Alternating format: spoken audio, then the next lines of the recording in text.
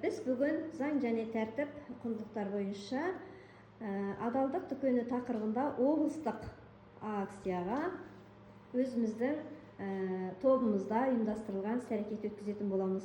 Бүгінгі біздің тақырыбымыз ересек тобымен әділ болу дұрыс дегенді білдіреді деген тақырыпта өткіземіз. Мақсаты мектеп жасына дейінгі балалардың адалдық, әділдік және өз әрекетіне жауапкершілік туралы баспалдақты түсініктерін дамыту. Біздің міндетіміз адал мінез-құлық туралы түсініктерді дамыту, өз бетінше таңдау жасау дағдыларын қалыптастыру, балалардың ережелер мен келісімдерді құрметтеуге тәрбиелеу және де балалардың әлеуметтік және адамгершілік дамуына ықпал ету.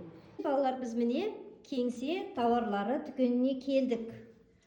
Бұл дүкеннен қазір сіздер өздеріңіз қалаған заттарыңызды жетон арқылы сатып алатын боласыздар. Жетон дегеніміз қолымыздағы қолданбалы ақша түрі. Балалар? Ендеше балалар, кәне біз осы кеңсе товарларынан қандай заттарды көріп тұрмыз? Атайықшы. Балалар, мынау не балалар? Қайсы? Ал мынау? Желім деп айтамыз, Мынау? Өте жақсы. Ал мынау? Ермек сазбен жұмыс жасайтын тақтайша, Ал мынау ше? Мынау ше? Сурет салатын альбом, дұрыс айтасыңдар.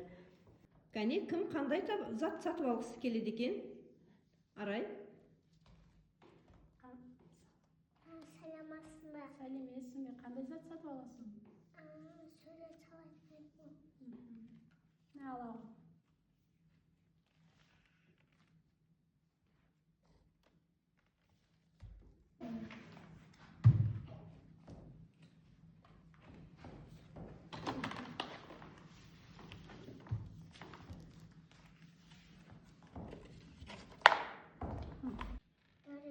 Сәлеметсің бе? Қандай зат сатып аласың?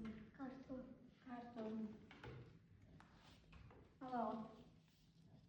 Алау.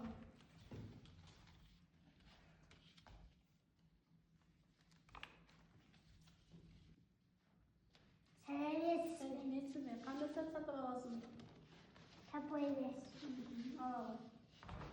Сәлеметсің бе? Қандай зат аласың? Мен қалам алам. Қалам?